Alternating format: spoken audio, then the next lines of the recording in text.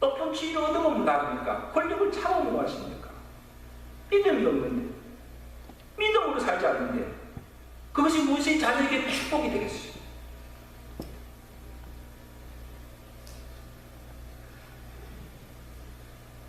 여러분, 정말 우리 자녀들에게 가장 소중한 것이 믿음으로 생각하십니까? 그럼 우리는 욥처럼 혹시나 우리 자녀들이 죄를 지어서 하나님의 영광을 가리며 살지 않을까, 이것을 늘 근심하며 자녀들이 하나님을 두려워하며 믿음으로 바로 살도록 가르쳐야 합니다. 아멘? 정말 그렇게 가르쳐야 돼요, 부모님들.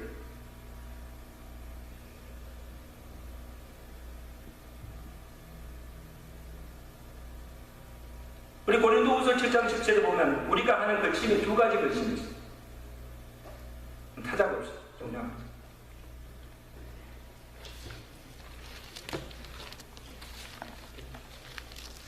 아버지들이 말씀을 드려야 되는데 아들 어떡하지?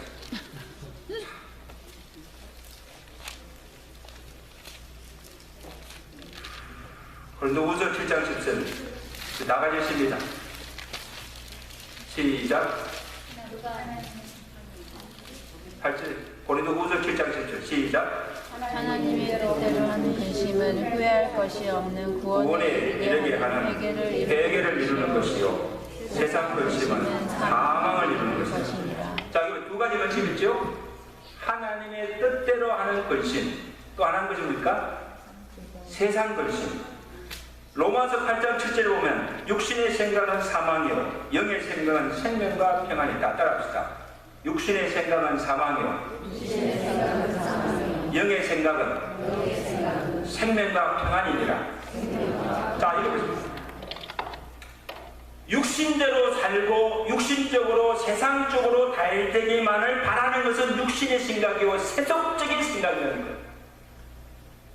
근데 그대로 살면 사망.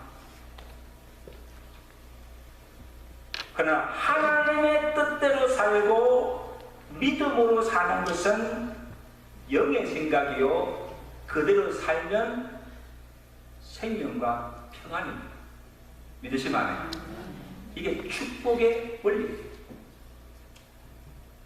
심은 대로 거두는 것. 불변의 법칙입니다.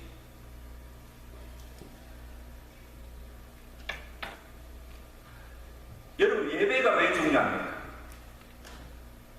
우리가 매주일 교회 나와서 예배 드리는 것은 첫째는 하나님께 영광 돌리는 것입니다. 그죠? 예배를 통해서 하나님께 영광 돌리는 목적으로 드리지만 예배 드림을 통해서 내가 우리 가정이 하나님을 잊지 않고 살고 있다는 것을 보여주는 거예요. 굉장히 중요합니다. 예배 드리는 것과 예배 드리지 않는 것이 엄청난 차이를 줍니다. 한 주일만 아니라 매일 나와서 예배 드린다는 것은 그만큼 매 순간 나는 하나님을 잊고 하나님의 은혜가 없이는 살 수가 없음을 하나님께 보이며 하나님께 축복을 구하는 것입니다. 그럼 하나님께서 매 예배 때마다 특별한 은혜를 주시는 거예요. 믿으시면 안 돼요? 여러분, 오늘 또 예배 드리는 자들에게 하나님께서 지금 복을 주시는 거예요. 은혜를 주시는 거예요. 이게 예배가 얼마나 중요한지. 그러므로 교회에서나 가정에서나 이 자녀들이 하나님께 예배드리는 것이 일상화되고 습관화되고 예배를 빠지지 않고 예배만 잘 들어도 신앙을 잃지 않고 어디에 가든지 믿음을 지킬 수가 있다는 사실. 예배 하나만 잘 들어도 가능하죠. 정말 우리가 하나님 앞에 언제나 예배 하나만 잘 들어도 우리 신앙 지킬 수 있어요. 여러분, 신앙이 언제부터 침체되기 시작하지 않습니까? 한 번, 두 번 예배 빠지기 시작하면 반드시 신앙의 신체가 옵니다.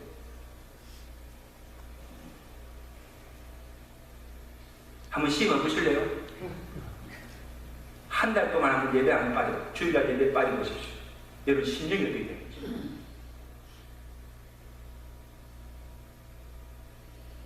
여러분들은요, 신앙생활에서 예배에 생명거려야 됩니다. 믿으시면 어떤 경우가 돼 죽는 경우가 아니면 절대 예배 빠져서는 안 돼요.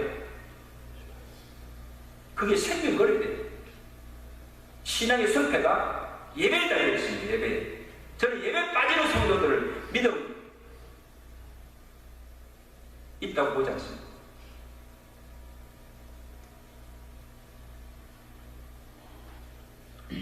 이제까지 예배에 게을리 하였다면 지금부터라도 가정에서부터 무너진 재단을 회복하여서 기회 있을 때마다 자녀들과 함께 예배를 드리시길 바랍니다. 정말 자녀들의 영혼을 생각하시면 어떤 경우에도 주일 예배에 빠지지 않고 예배드리며 주일을 성수하도록 여러분 자신들이 힘쓰시고 자녀들에게도 그렇게 하도록 가르치시기 바랍니다. 그냥 내버려 두지 마세요. 늘 그들의 신앙생활을 점검하고 확인하세요. 요번 자녀 명수대로 그들 위해서 재단을 잘. 그러니까 10자녀잖아요. 그 자녀 명수대 같이 그냥 함께 드리면 되는데 자녀들 하나하나 따라서 재단을 쌓는 거죠. 굉장히 중요한 일이죠. 여러분 자녀들 신앙생활 점검하세요. 야, 너 공부했니? 오늘 학교에서 뭐 배웠니? 이런 걸 확인하더라도 야, 너 오늘 교회 갔니? 너 오늘 주일 성수했어? 오늘 예배 드렸어? 야, 한 번이라도 확인해 보셨어요? 전화하면 야, 니 오늘 건강했니? 건강하니? 잘 지내? 공부 잘해? 이런 것만 묻지 마시고 신앙의 상태를 점검하세요. 아멘? 신앙의 상태를 물어봐야죠.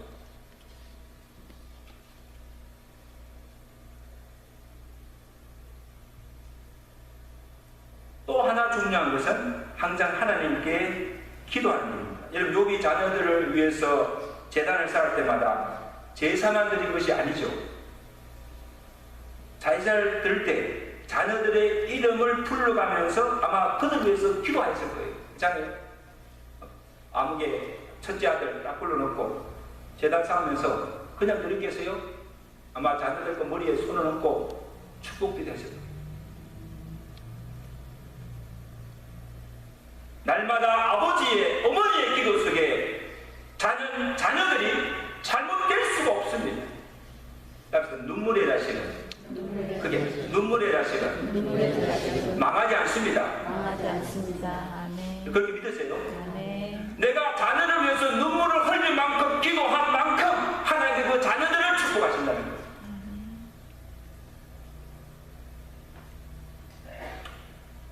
롤프 갈북이 지은 베스트셀러 중에 하루 한 번씩 자녀를 축복하는 그런 책이 있습니다. 그 책을 보시면 이 저자는 30년 동안 그가 한 일은 자녀에게 축복을 흘려보내는 통로가 되는 것입니다. 부모가 자녀에게 하나의 축복을 흘려보내는 통로 역할을 합니다. 자녀에게 좋은 것을 주고 싶지 않은 부모가 어디 있습니까? 무엇보다도 하나님의 이름으로 자녀를 축복하십시오. 부모의 손은 자녀를 축복하기에 기름 부음을 받았습니다. 부모를 통해서 하나님의 축복을 전달받은 아이는 결코 잘못될 수가 없습니다. 부모를 통해서 하나님의 이름으로 축복해주는 축복의 말을 들은 자녀는 스스로 하나님을 알게 되고 하나님을 사랑하게 됩니다.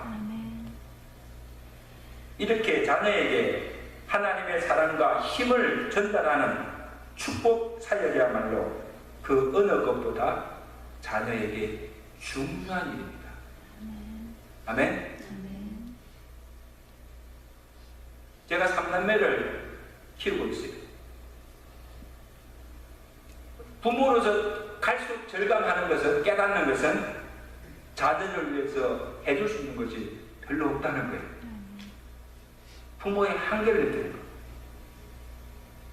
뭐 돈이 많아서 자녀들이 원하는 대로 뭐 해줄 수도 없지요. 그게 참 마음이 아파요. 어느 부모처럼 뭐 참 돈이 많아서 해전에 척척척 해주고 뭐 자동차도 한 대 탁탁 사주고 하는데 이거 그렇게 못 해주니까 얼마나 참 부모로서 참 황당해요. 또 제가 미국에서 고등학교 대학을 했지만 내가 지식도 한계가 있어요.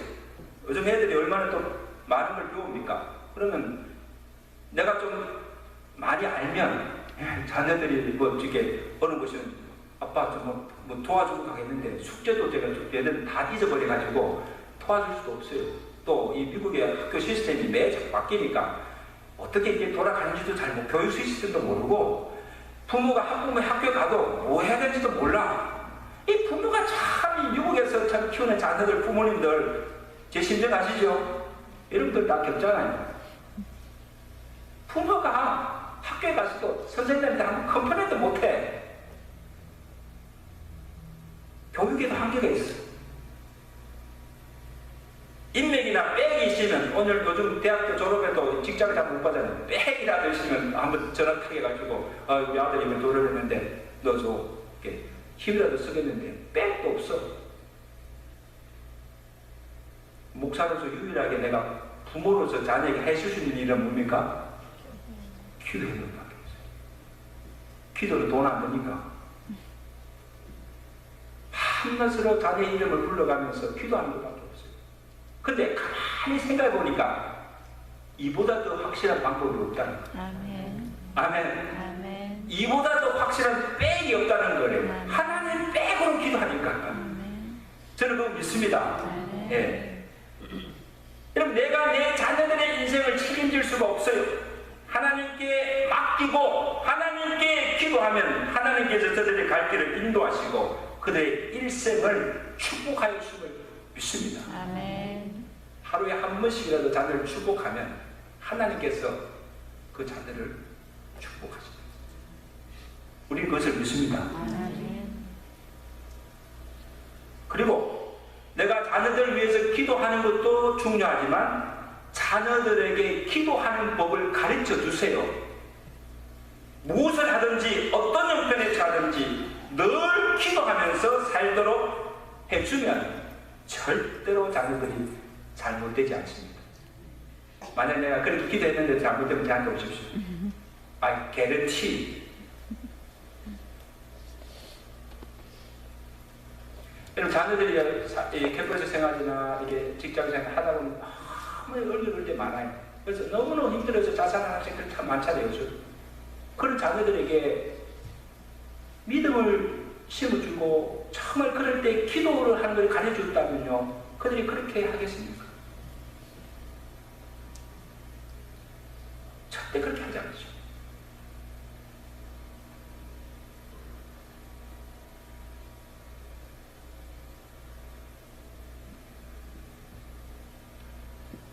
마지막으로 욥은 하나님을 아는 지식이 부유하였습니다. 여러분, 욥기서 전체를 읽어보시면 욥이 하나님에 대한 신앙 고백이나 또 새 친구들이 와서 자기를 공격할 때 그들 앞에서 변호하는 것을 들어보면 이 하나님에 대해서 자기가 믿는 도리에 대해서 확고한 지식을 가지고 있음을 볼 수가 있습니다. 여러분, 이 욥이 그 악한 세대들에서 어렵고 정직하게 살려가려면 무슨 힘으로 그걸 살겠습니까? 하나님을 경외하는 그 믿음, 그 믿음은 하나님을 아는 지식에서 얻어진 믿음, 믿으시면 안 해요. 아멘. 그러니까 아마 자녀들에게도 자기가 알고 믿는 하나님 가르쳐줄 것이에요. 안 그렇겠습니까? 기도만 했겠습니까? 예배만 드렸겠습니까? 시시때대로 자녀를 불러 모아서 아마 그들에게 하나님을 아는 지식을 가르쳐줄 거예요. 말씀을 가르쳐줄 거예요. 신앙교육을 한다는 거예요. 자, 신명기 6장 6절 찾았어요. 쉐마인데 신명기 6장 6절. 모세가 이스라엘 백성들 가정해 주신 말씀입니다. 오늘 이 부모님들 마음에 새기시기 바랍니다. 6장 6절 말씀 다 찾았어요.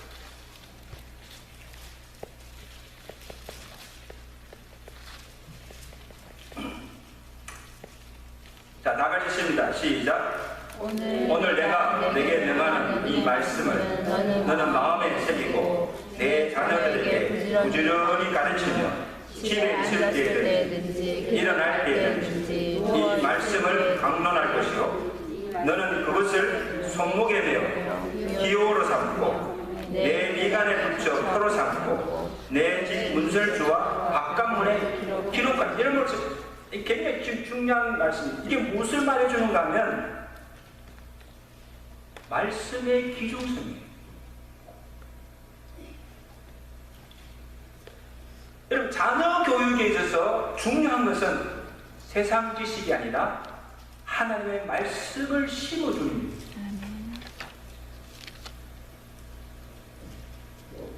여러분, 요즘 미국 학교에서 무엇을 가르치는 줄 아세요? 진화론을 가르치고 동성애를 가르치고 있는 한국이에요.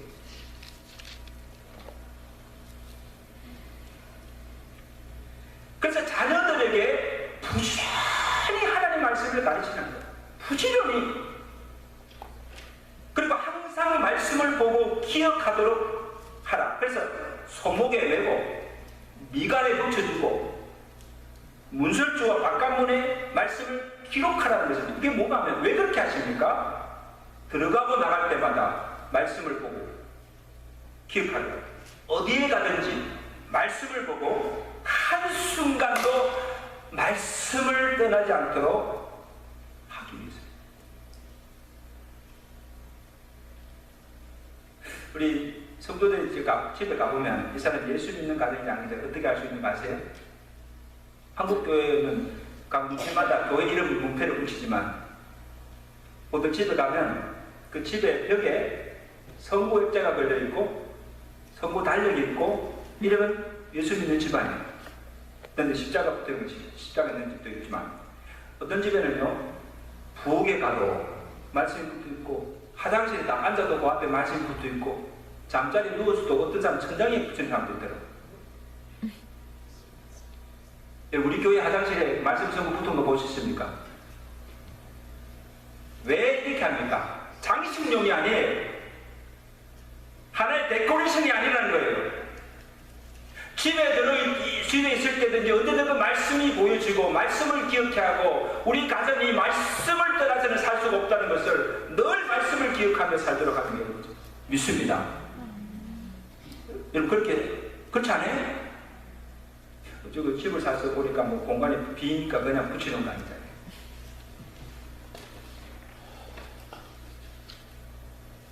시편 119편 9절에 청년이 무엇으로 그 행실을 깨끗하게 하니까 주의 말씀만 지킬 따름이니라. 11절에 보면 내가 주께 범죄하지 아니하려 주의 말씀을 내 마음에 두었나이다. 진리의 말씀이 내 입에서 조금도 떠나지 말게 하옵소서.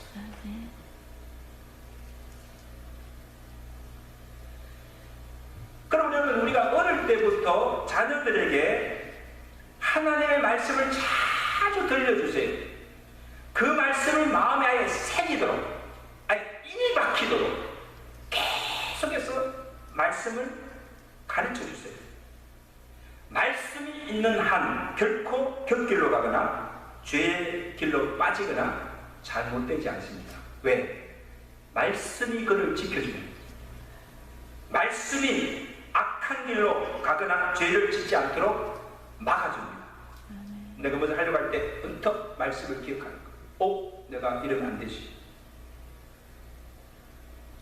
악한 짓을 하지 못하도록 말씀이 막아줍니다. 이제 자녀들이요 다 컸기 때문에 일일이 자녀를 따라다니면서 잔소리 할 수도 없고 이래라 저래라 간섭할 수가 있습니다. 이제는 어느 정도 머리 크면요 잔소리 듣지 않습니다. 부모의 말 듣지 않아요. 어떡합니까? 하나님의 말씀이 그들을 훈계하며 바른 길로 가도록 해야 합니다. 믿으시면 안 해요. 다른 도리가 없어요. 그러기 위해서는 부모된 우리가 먼저 말씀을 알아야 돼요. 주야로 그 말씀을 묵상하며 내가 먼저 말씀 가운데 살아가야 합니다. 그렇지 않고 어떻게 자녀들에게 말씀을 가르쳐 줄 수가 있어요. 나도 그렇게 살지 못하는데 나도 성경 모르는데 어떻게 자녀들에게 말씀을 가르쳐 줄 수가 있어요. 부모님들이요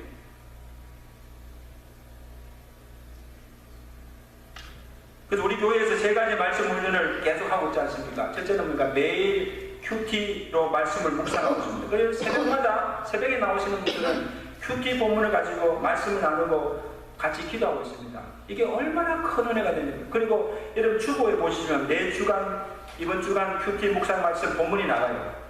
그냥 나간 게 아니에요. 여러분들이 이것도 교회 나올 수 없으면 집에서라도 그날 본문을 읽고 묵상하시면서 하시도록 내어주는 거예요.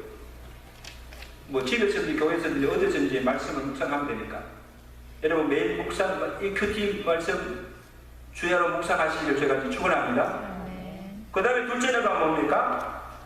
가정성경 통신 공부가 창세기로부터 요한계시록까지 매 한 장씩 일주일에 7장씩 정독하면서 그것도 문제를 풀어가면서 공부하잖아요. 이게 얼마나 큰 공부예요. 그냥 읽고 가는 것이 아니라 문제를 풀어가면서 이렇게 해가면 이게 내 마음에 자꾸 새겨지는 거예요. 오래 기억되는 거예요. 그래서 우리가 2004년부터 해서 지금 성경 오독했어요. 오독. 계속 하신 분들은요 아마 엄청나게 성경에 대해서 많은 지식이 쌓여있을 거예요. 언제까지 해야 됩니까? 주님 오실 때까지. 이게 굉장히 좋은 훈련이에요. 그리고 또 신의학 성경 파노라마라든지 책별 성공본을 통해서 성경을 깊이 연구하면서 많은 지식을 배우고 있지 않습니까? 왜 이렇게 합니까? 그만큼 말씀이 중요합니다.